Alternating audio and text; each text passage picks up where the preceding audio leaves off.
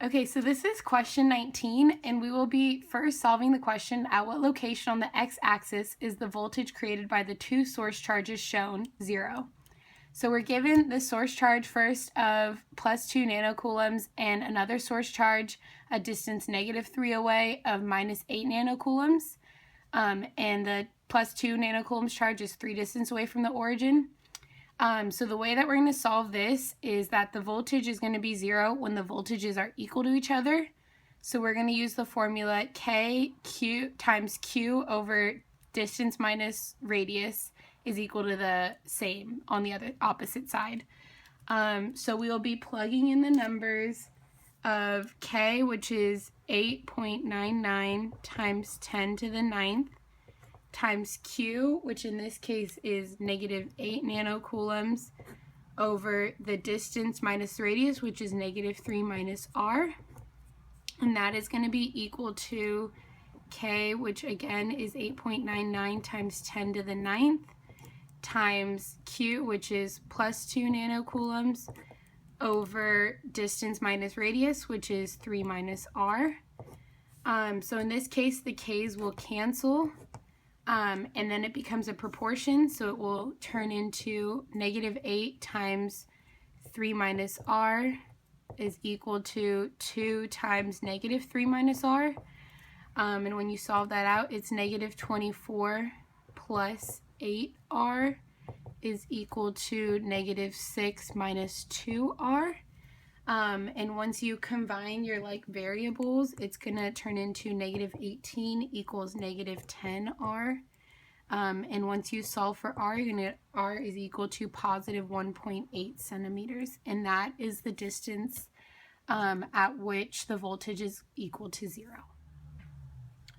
We will now be answering the question, at this point, what is the electric field, magnitude and direction, created by the two source charges? We will be looking for the electric field and its direction at the point x equals 1.8, created by the two source charges.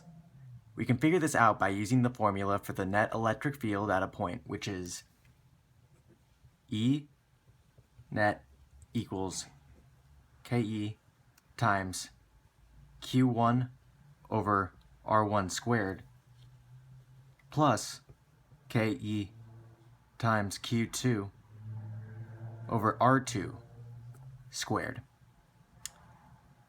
This will result in you setting up the equation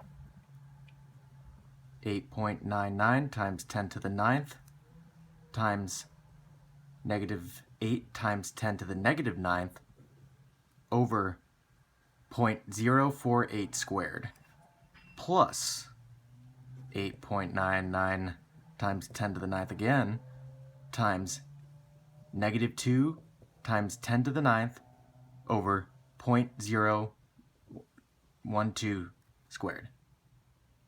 Now you may notice that the positive 2 nanocoulombs charge has a negative sign in front of it. This is done because both electric fields at the positive 1.8 point aim in the negative x direction.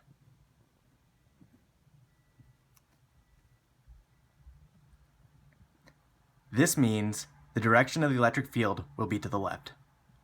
So, when you solve the equation, you find out that the net electric field at this location is 1.56 times 10 to the 5th to the left. In case you're wondering how we obtain the radius for each equation, you take the distance and add 1.8, at least for the negative charge. And for the positive charge, you take the distance and subtract 1.8 to find your radius. So the final question we will be answering is, if a positive test charge is placed at this location, will it move even though its potential energy at this point is 0? So in order to determine if the test charge will move, we are going to see if a force is acting on it. So we will use the equation force equals test charge times electric field.